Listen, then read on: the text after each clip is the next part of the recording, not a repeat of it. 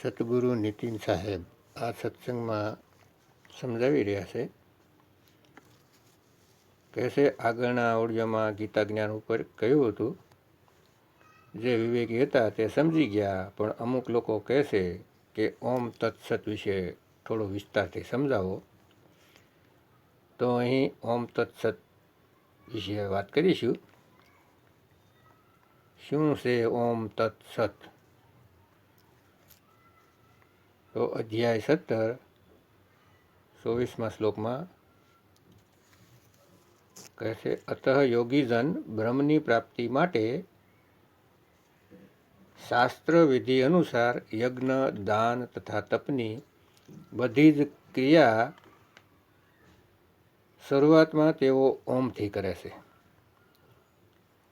હવે ઓમ તત્સતનો જે પહેલો શબ્દ છે તે અહીં ક્લિયર કરી દીધો કે કોઈ પણ કામ, કોઈ પણ યજ્ઞ, જપ, તપ, દાન કંઈ પણ શરૂ કરો ત્યારે ઓમથી શરૂઆત કરાય છે. તો ઓમ તત્સતમાં જે પહેલો મંત્ર છે ઓમ, તે અહીં ક્લિયર થઈ ગયો.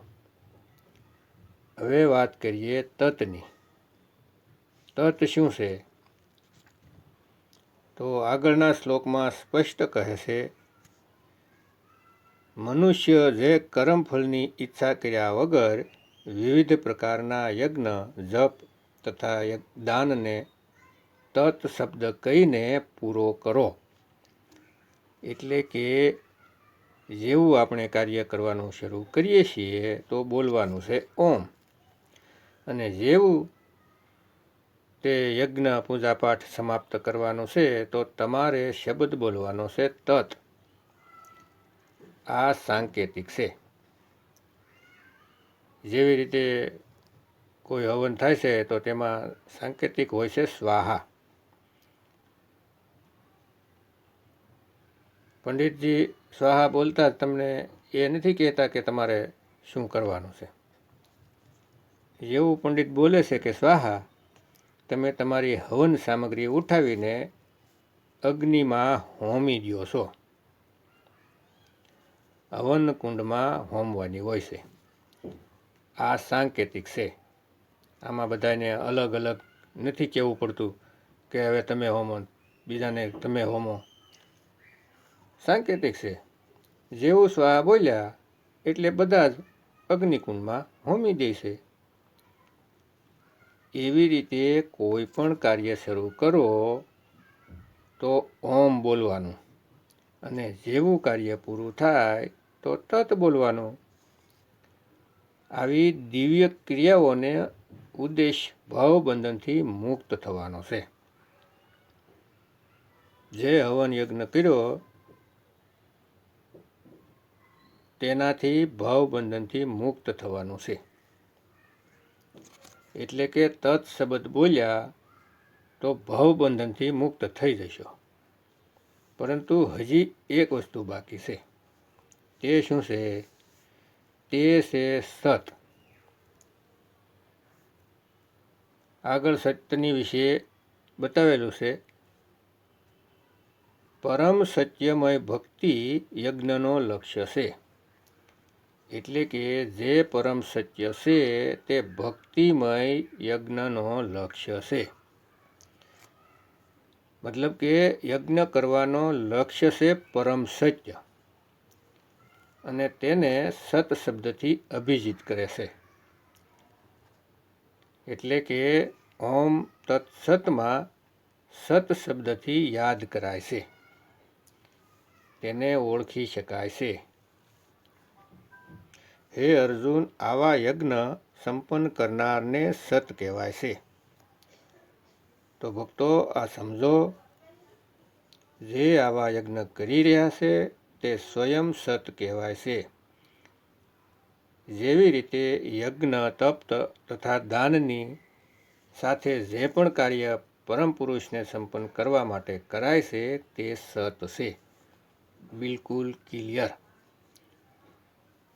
ઓમ તત્સતમાં ઓમ શું છે કે દરેક કાર્યમાં, દરેક પૂજા અર્ચના શરૂ કરતાં પહેલાં ઓમ એટલે કે જેમ કોઈ પણ મંત્ર છે, એટલે હિન્દુ સનાતન ધર્મમાં કોઈ પણ કાર્ય કરો તો પહેલાં ઓમનું ઉચ્ચારણ કરો.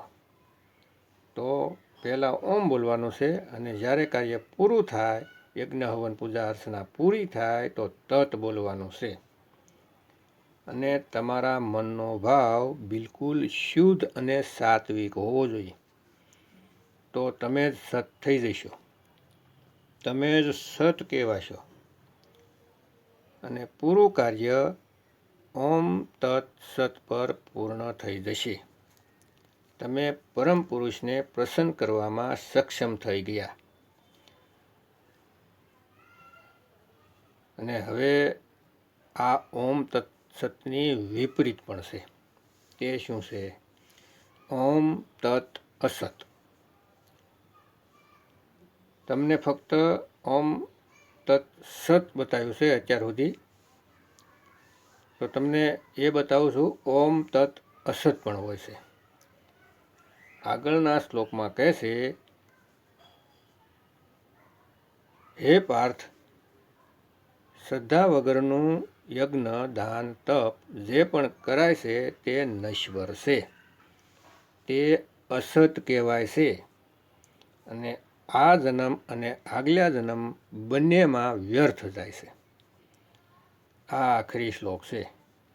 અહીં અસતનું પણ જ્ઞાન આપેલ છે. જો તમે શ્રદ્ધા વગર કોઈ પણ યજ્ઞ દાન તપ કરો છો, ઓમ બોલો છો, તત પણ બોલો છો, જેમ કે તમારા મનમાં બિલકુલ શ્રદ્ધા નથી, અને મજબૂરીમાં કોઈ યજ્ઞ કરો છો, કોઈ પણ યજ્ઞ કરો છો પણ મનમાં બિલકુલ શ્રદ્ધા નથી, યજ્ઞ કરવાની પણ લોક લાજથી યજ્ઞ પૂર્ણ કરો છો. તમારું દિલ દુઃખી છે, ખર્ચો પણ ઘણો થયો છે, તમે યજ્ઞમાં ઓમ પણ બોલ્યા, સમાપનમાં તત પણ બોલ્યા, પરંતુ મનમાં સત નથી, શ્રદ્ધાભાવ નથી, તો તે યજ્ઞ ઓમ તત અસત કહેવાશે. પરંતુ તમારા મનમાં પૂરી શ્રદ્ધા છે, મનથી કરો છો, શ્રદ્ધાભાવથી કરો છો, તો તમારો યજ્ઞ ઓમ તત સત કહેવાશે.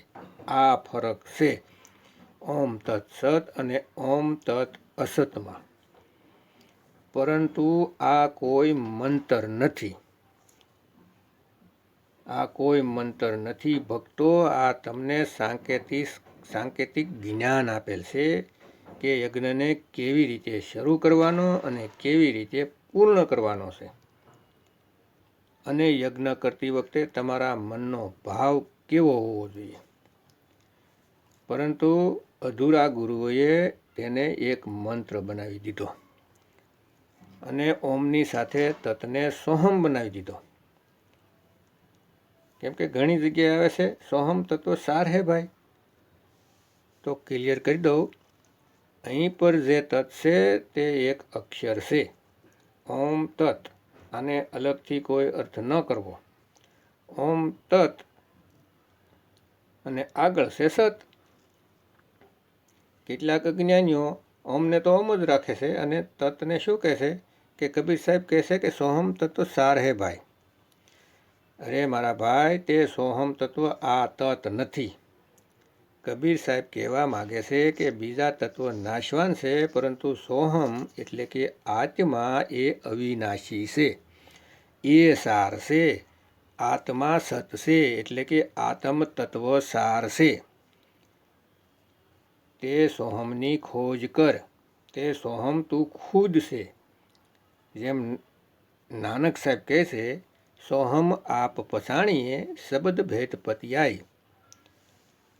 તો આ તત અને સોહમનો મંત્ર કરીને લોકોને ભરમાવી દીધા. આ જે સત છે તેને બોલે છે કે સત કબીર જપો. જેમ કે શ્વાસ છોડતી વખતે ઓમ અને શ્વાસ લેતી વખતે સોહમ સત કબીર. છોડતી વખતે ઓમ, લેતી વખતે સોહમ સત કબીર. અહમ સોહમ સત્ય કબીર, અહમ સોહમ સત્ય કબીર. આ મહાન અજ્ઞાન છે. કબીર સાહેબ કહેશે, મારું નામ જપવાથી તારી મુક્તિ નહીં થાય, મારો ભેદ જાણવાથી મુક્તિ થાય. મુખ से कहे कबीर कबीर तो न कटे काल की पीर, नाम हमारा सब जग लेता, भेद हमारा कोई नहीं कहता, मेरा भेद पावेगा सोई, जाका सतगुरु पूरा હોય. જે પૂરણ સદગુરુ હશે, જેને કબીર સાહેબે સ્વયં આવીને ભેદ આપ્યો હશે, ફક્ત તે જ જાણી શકે છે કે સાહેબ કબીરનો શું ભેદ છે. નહીતર આ દુનિયામાં તમને બધા ભરમાવાવાળા જ મળશે. કોઈ કહેશે કે તમે શરીર છો, કોઈ કહેશે કે તમે મન છો, કોઈ કહેશે કે તમે ચેતન સત્તા છો. તે પણ કઈ જે બ્રહ્મથી ઉત્પન્ન થઈ. તો જો બ્રહ્મ ખુદ જળ છે, શૂન્ય ખુદ જળ છે, તે જળમાંથી પરમ ચેતના પેદા કરાવી રહ્યા છે.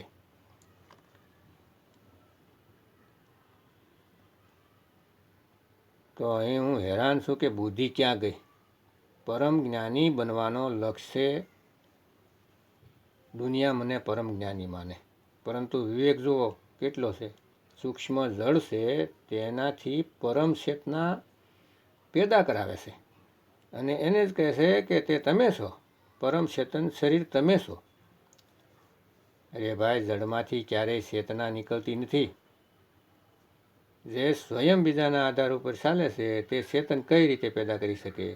હદ થઈ ગઈ. આધ્યાત્મિકતામાં આવા લોકો આવી ગયા છે અને કબીર સાહેબનો મુકાબલો કરે કે તે પણ કાંઈ નથી. તો ભક્તો, ભ્રમિત નથી થવાનું. વિવેકથી કામ કરો, નહીતર કોઈને કોઈ લૂંટી લેશે.